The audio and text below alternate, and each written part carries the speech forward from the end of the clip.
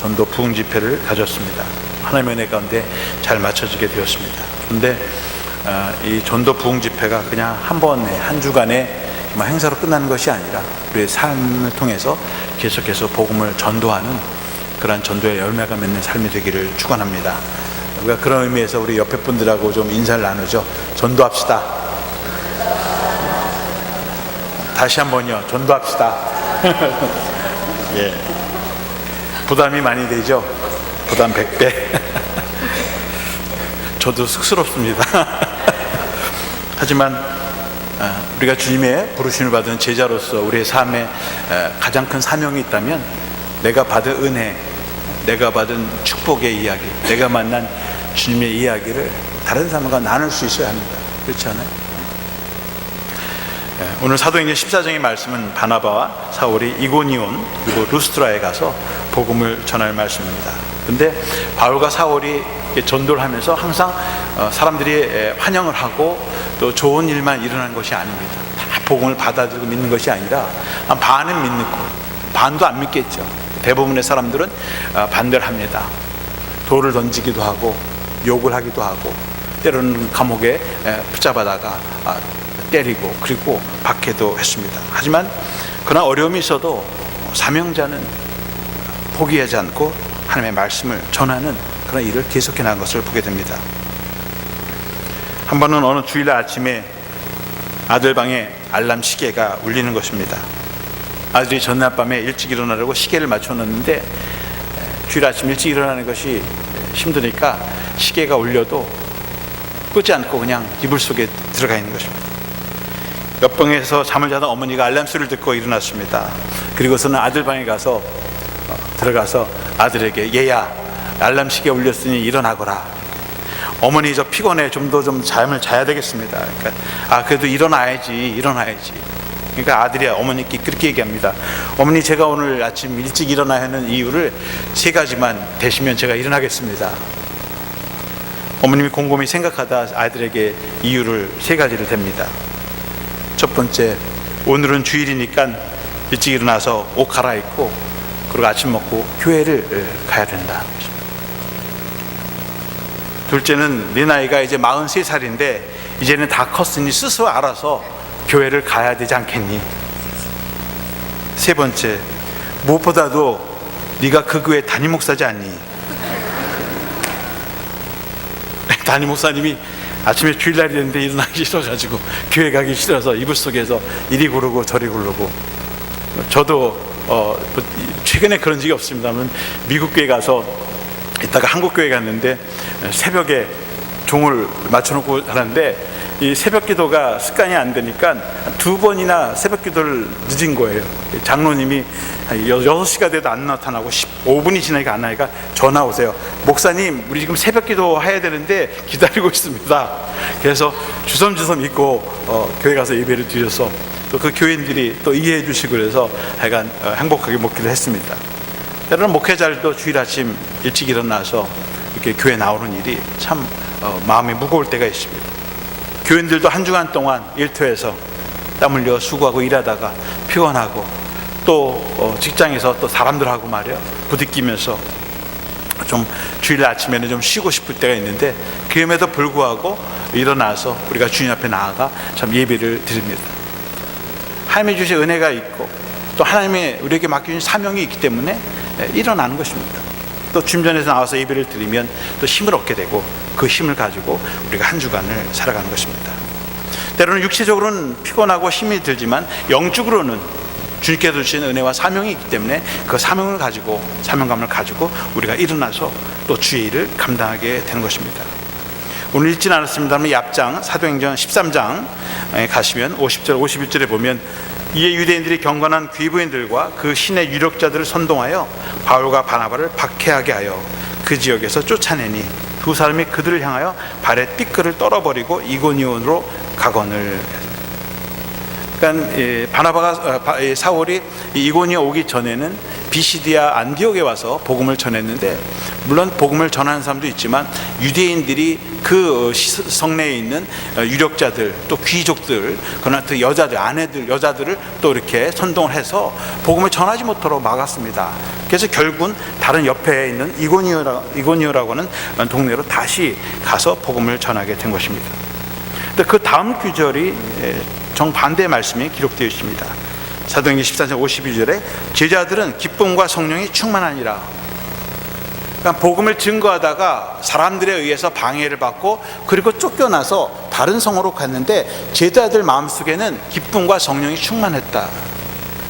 그러니까 제자들이 하나님의 사역을 하면서 기쁨을 얻는 것은 그 사역이 좋은 결과가 있어서가 아니고, 사람들에게 환영받고 또 정말 좋은 일들이 있어서가 아니라 하나님이 주시는 기쁨이 있다는 거죠. 하늘의 기쁨이 있고 성령의 충만함이 있기 때문에 그 일을 감당하는 것입니다. 때는 우리가 하나님의 일을 하다가 사람들과 부딪히고 또 하는 일들이 결과가 나오지 않으면 실망하고 중단하게 되는 경우도 있습니다. 우리는 그런 눈에 보이는 것을 가지고 우리가 하나님의 일을 하는 것이 아니라 정말 세상 사람들이 맛볼 수 없는 하나님의 일을 하면서 받는 하나님이 주시는 기쁨이 있고, 성령님께서 충만하게 나를 채워주시고 그 은혜 가운데서 살아갈 수 있는 힘이 있기 때문에 그 힘으로 하나님의 사명을 감당하는 것입니다. 세상 사람들은 그 기쁨을 알지 못하고 또 성령님의 그 인도하심과 그 능력을 알지 못합니다. 그러나 하나님의 은혜를 청하고 하나님의 구원을 받은 사람들은 세상에 눈에 보이는 그런 결과를 가지고 일을 하는 것이 아니라 하나님의 나에게 맡겨주신 그 사명을 감당할 때 한없이 우리에게 주는 기쁨, 사명감 때문에 다시 일어나서 그 길을 계속 걸어가게 되는 것입니다. 오늘 본문의 1절에 보면 이에 이고니온에서 두 사도가 함께 유대인의 회당에 들어가 말하니 유다와 헬라의 허다한 무리가 믿더라. 그래서 두 사도가 이제 이고니아에 와서 유대인의 회당에 들어가서 말씀을 전할 때 유대인들, 헬라의 많은 사람들이 그 말씀을 믿었다고 했습니다. 그러니까 하나님께서 비록 한쪽에서는 실패했더라도 하나님께서 또 새로운 곳에 와서 또 복음의 열매가 맺어지도록 그렇게 베풀어 주실 은혜가 있다고 한 것입니다. 근데 다음 2절에 보면 그러나 순종하지 아니하는 유대인들이 이방인들의 마음을 선동하여 형제들에게 악감을 품게 하거늘. 예수님의 말씀을 듣지 않고 복음을 받지 않는 사람 유대인들이 또 이방인들의 마음을 선동해서 형제들에게, 이 두 사도에게 악감을 품게 하고 복음을 받아지지 못하도록 또 방해했다는 것입니다. 그러니까 복음을 전해도 하나님의 복음을 그대로 받는 사람이 있는가 하면 오히려 반대하고 또 선동까지 하죠. 그래서 방해하는 사람이 있다고 하는 것입니다. 그러니까 우리가 하나님의 일을 할 때에, 하나님의 사역을 감당할 때에 함께 마음 같이 사는 사람도 있지만 또 그렇지 않은 경우도 있다고 하는 것입니다. 이 악감을 품게 한다는 말을 히라보로 에가코사안이라고 합니다. 악하게 만든다, evil affected, 악하게 영향을, 마음을 움직인다, 그런 말입니다. 제가 가지고 있는 영어 성경에는 poisoned 그랬어요. 그러니까 마음이, 영이 poison, 독에 감염됐다, 그런 거죠. 그래서 그 사람의 마음이 악해지고 또 독이 퍼져서 일을 하지 못하도록, 건강하지 못하도록 그렇게 만들어 간다고 하는 것입니다. 그러니까 하나님의 일을 해도 마음의 기쁨과 성령의 충만함이 있는가 하면 오히려 같은 말씀을 들어도 오히려 악한 마음이 들고 포이즌이 들고 그리고 독에 전염이 돼서 그렇게 하나님의 일을 방해하는 사람들도 있다고 하는 것입니다.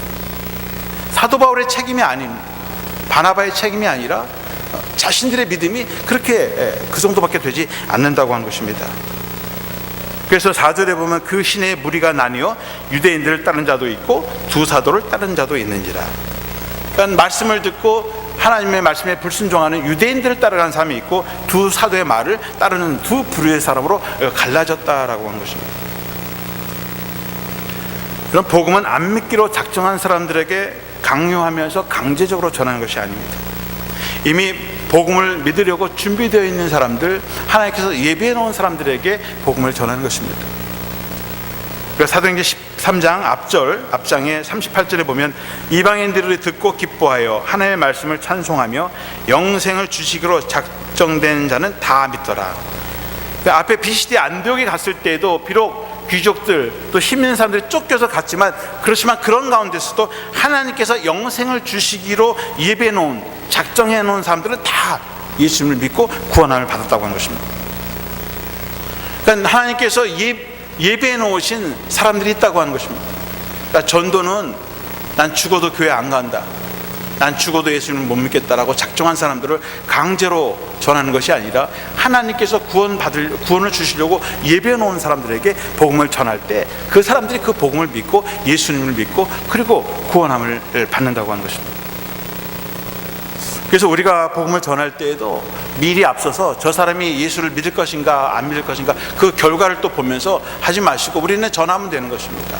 그러면 하나님께서 예배해 놓은 사람들을 복음을 믿게 하고 그리고 하나님께로 돌아오게 하시는 것입니다. 그 결과는 우리가 하나님께 맡겨야 합니다. 우리가 전도합시다 그럴 때 굉장히 부담이 있어요. 전도하면 저 사람을 내가 꼭 교회에 데려와야 된다. 우리 김상현 감독님도 그런 말씀했지만 그 사람을 교회로 강제로 들은 건 정말 하나님의 영역이고 우리는 그 사람에게 내가 만난 예수님, 내가 받은 복음 그것을 나누는 거예요. 전해주는 것입니다. 그러면 하나님께서 성령님께서 역사하시는 것입니다.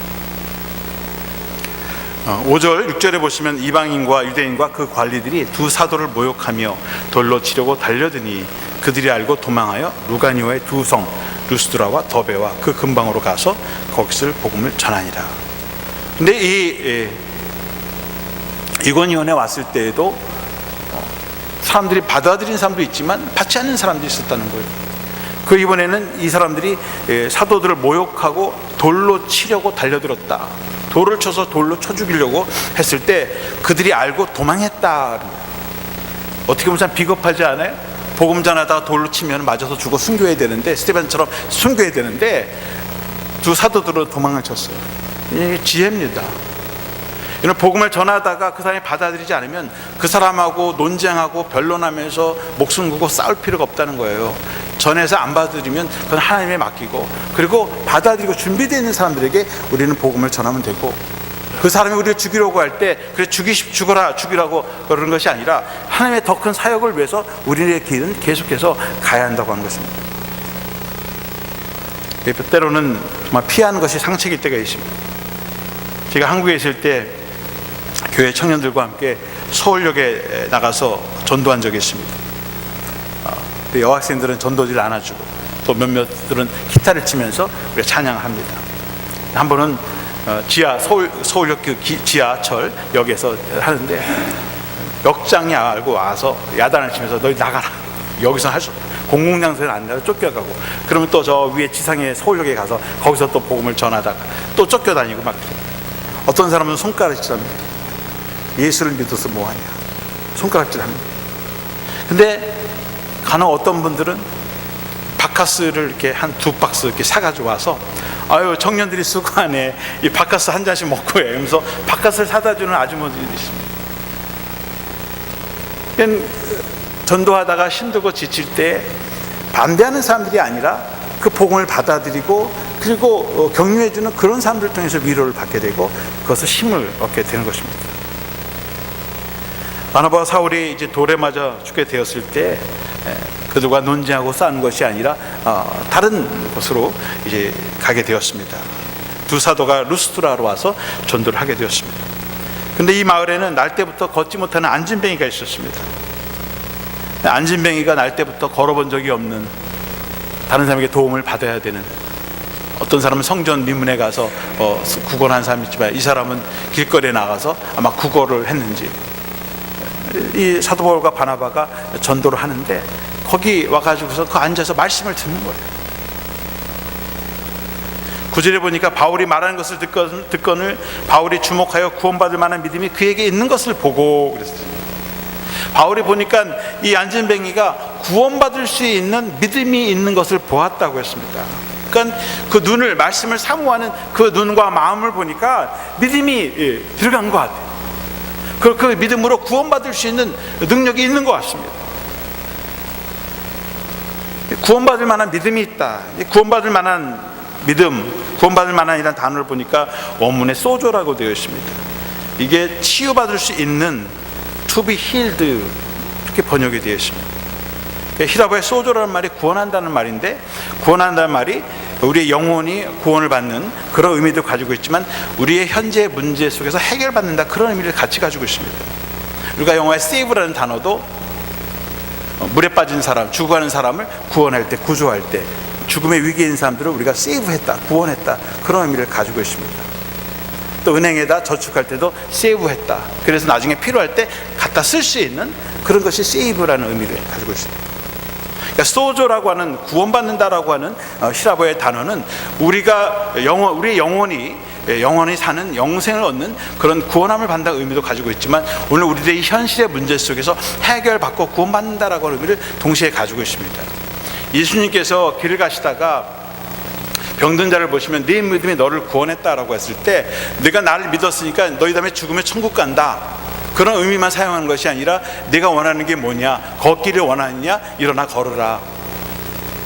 앞을 보지 못하는 사람은 눈을 띄어지게 하시고, 5천 명이 먹을 것이 없어서 굶주렸을 때는 그들에게 먹을 것을, 보리떡 5개, 물고기 2마리를 가지고 그들의 먹을 것을 채워주시면서 네가 구원받았다, 네 믿음이 너를 구원하였다, 그렇게 말씀하시는 걸 봅니다. 다시 말하면 구원이라고 하는 것은, 1차적 구원은 우리들의 삶의 문제를 예수 그리스도를 통해서 해결받는 것입니다. 병든 사람은 치유받는 것입니다. 넘어진 사람은 일어나는 것입니다. 날 때부터 일어나는 것이 불가능했던 사람은, 절망 가운데 살아가는 사람들은 새로운 희망을 보고 소망을 보고 주님의 그 능력으로 다시 일어나는 것입니다. 그것이 구원함을 받는 것이 첫 번째 구원의 내용이고, 두 번째는 우리가 어디에 있든지 하나님의 나라를 소유하고, 살든지 죽든지 하나님의 나라를 소유하면서 하나님의 나라를 소유하게 되는, 천국을 가는 그런 구원인 것을 우리가 알 수 있습니다.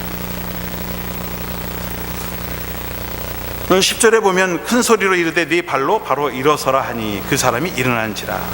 그러니까 사도 바울이 그 안진뱅이의 정말 눈을 보면서, 그 마음을 보면서 구원받을 만한 믿음이 있는 것을 보았다. 그리고서 하는 말이 네 발로 바로 일어나라. 네 발로 일어나라. 사도 바울의 손을 일으켜서 강제로 일으켜 세운 것이 아니라, 너에게 충분히 스스로 일어날 수 있는 믿음이 있으니까 그 믿음으로 일어나라고 하는 것입니다. 그리고 나면서부터 한 번도 걸어보지 못한 사람, 나는 불가능하다고 생각하는 사람이 그 말씀을 듣고 예수 그리스도를 믿는 그 믿음으로 일어났더니 이 사람이 벌떡 일어난 거예요. 예수님을 향한 믿음을 붙들고 내 발로 일어나게 될 때 스스로 일어나 걷게 된 것입니다.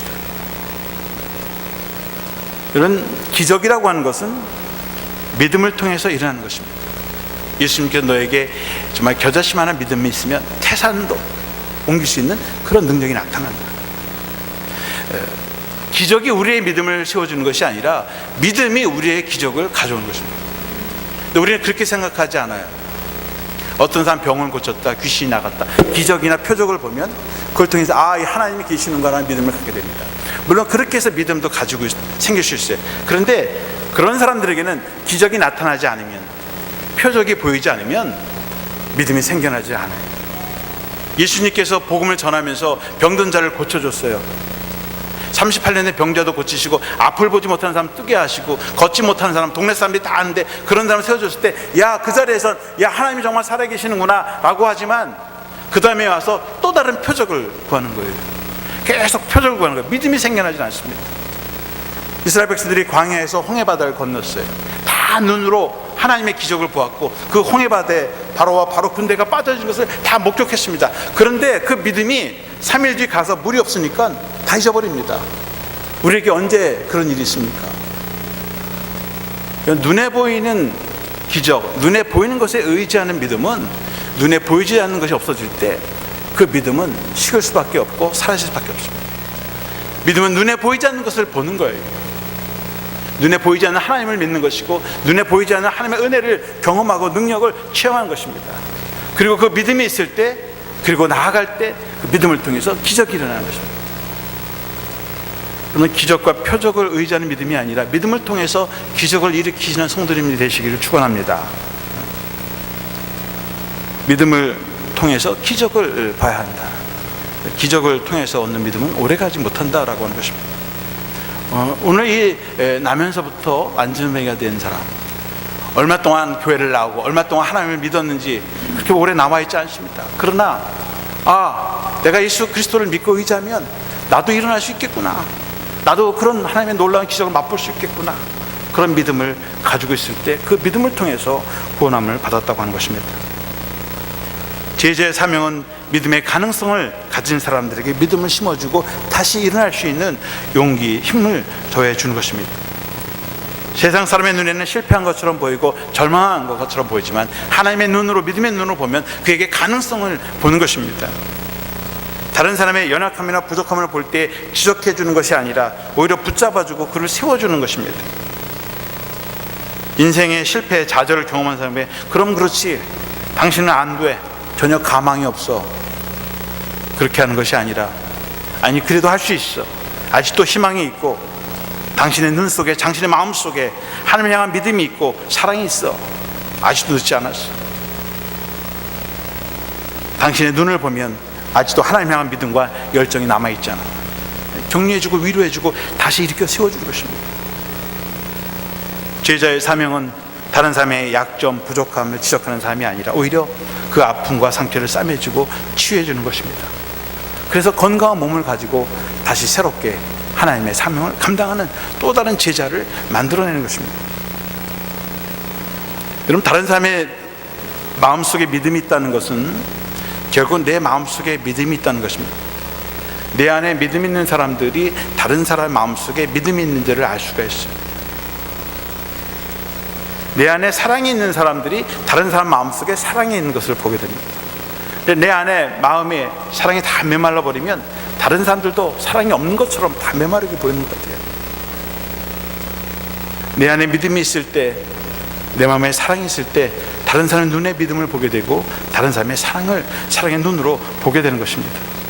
그리고 그 사람에게 믿음으로 이겨내라고 그렇게 담대하게 말할 수 있는 것입니다. 우리가 이런 사도 바울이 루스드라에 와서 복음을 전할 때 그 믿음을 가지고 안진뱅이 일어났습니다. 정말 놀라운 일이 일어났습니다. 안진뱅이 어렸을 때부터 걸어본 적이 없기 때문에 동네 사람들이, 그 성내 사람들이 다 알아요, 어떤 친구인지. 근데 그 사람이 걸어 다니니까 사람들이 보고 놀란 거예요. 11절에 보면 무리가 바울의 행한 것을 보고 루가오니아의 방언으로 소리질러 가로되 신들이 사람의 형상으로 우리 가운데 내려오셨다 하여. 그러니까는 정말 불가능한 사람이 예수님을 믿고 건강한 몸으로 걷게 되니까 이건 정말 보통 사람이 할 수 있는 일이 아니다. 그래서 자신들이 믿는 신들이 자기에게 사람의 형상으로 왔다 그러면서 이 바울과 이 바나바를 칭송하게 됐습니다. 그래서 바나바를 스스라 했고 바울을 허메라고 그렇게 불렀습니다. 스스란 말은 헬라어의 제우스 신을 이 루가니오 방언으로 스스라고 읽은 거예요. 제우스를 스스라고 읽은 거예요. 허메는 히라보의 헤르메스라고 하는 히랍의 신을 말하는 것입니다. 그것을 허메라고 그렇게 읽은 것입니다. 제우스는 히랍의 최고의 신입니다. 마치 이 세상을 창조한 하나님처럼 세상을 창조하고 이 우주를 또 자연의 섭리를 주관하고 다스리는 신이 제우스입니다.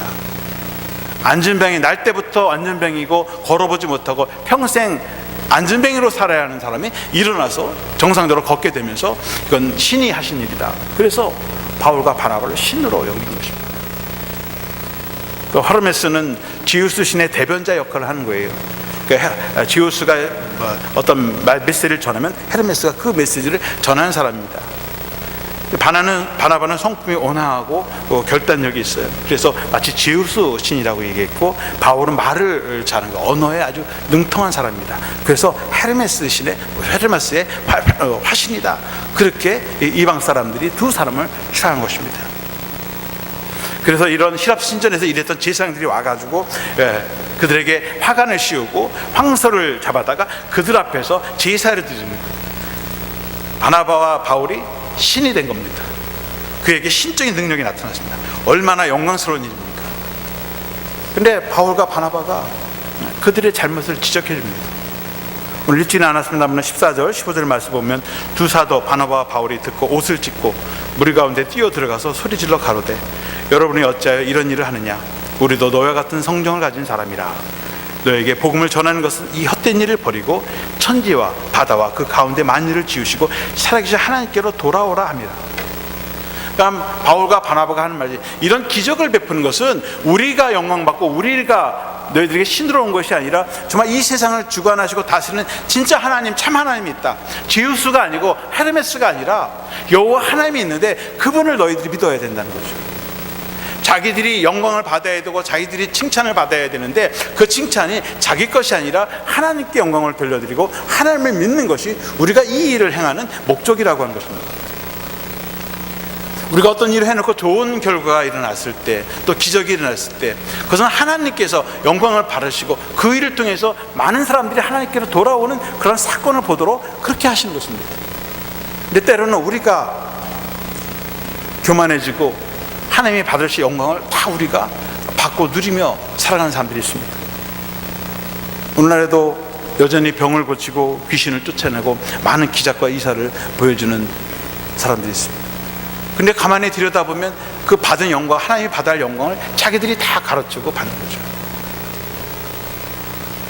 하나님의 사명자들은 자신의 존재를 드러내는 것이 아니라 자신의 사역을 통해서, 일을 통해서 하나님의 존재를 드러내는 것이고 하나님의 영광을 올려드리는 것입니다. 그리고 그 일을 통해서 많은 믿지 않는 사람들을 하나님의 살아계심을 보게 하고 증거가 되게 하고 또 예수님의 제자가 되는 그 일을 감당해 나가는 것입니다.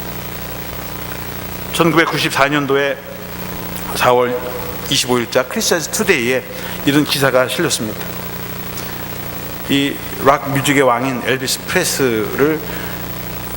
프레슬리를 신으로 찬양하고 숭배하는 교회가 생겨났습니다. 엘비스 프레슬리를 신봉하는 사람들이 엘비스를 신으로 추대해서 뉴욕, 콜로라도, 인디애나 지역에 교회가 세워지고 그를 위한 예배가 드려졌습니다. 엘비스의 노래를 들으면서 은혜를 받는 거예요. 치유를 받고. 또 어떤 사람은 엘비스 노래를 부르다가 자기들이 말하는 찬송이죠. 부르다가 엘비스가 부활했다고 하는 환상을 보고.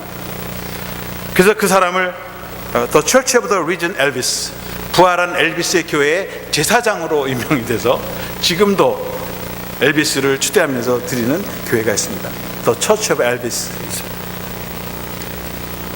여러분, 사람이 세상에서 성공을 하고 많은 사람들에게 인정을 받으면 그 영광을 하나님께 돌려야 되는데 자기의 능력으로 자기 힘으로 세운 것처럼 자기를 우상으로 만드는 사람들이 있어요.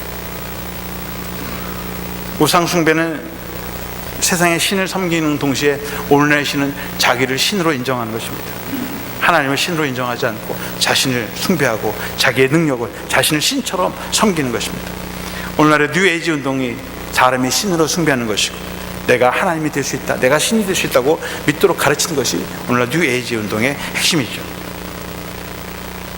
여러분, 우리는 하나님의 일을 하면서도 하나님의 임재하심, 그분의 능력을 우리가 찬송하고 또 우리가 어떤 일을 하더라도 좋은 결과 나타나고 또 하나님의 영광을 올려드리는 일이 있다면 내가 차지하는 것이 아니라 우리 자신을 낮추고 하나님께 영광을 올려드리는 삶이 되어야 합니다. 그래야 건강한 교회, 건강한 삶을 유지해 나갈 수가 있습니다. 오늘 바울처럼 어느 형편에 있든지 때로는 우리가 원하는 결과가 나오지 않더라도 실망하고 좌절하는 것이 아니라 하나님이 나에게 주신 사명이 무엇인가, 그리고 그것이 사명이라면 그걸 향해서 계속해서 나가시고 또 때로는 하나님께서 우리에게 좋은 결과를 가져오실 때는 하나님께 영광을 감사하면서 또 그 일을 통해서 많은 사람들에게 하나님의 그런 능력을 보게 하고 또 하나님께 인도해 나가는 저희 여러분들이 되시기를 주님의 이름으로 축원합니다. 기도하겠습니다. 성령 아버지 하나님, 바나바 바울처럼 저희들도 때로 얻든지 못 얻든지 늘 주님의 복음을 전하는 주님의 사명자가 되게 하여 주시옵소서.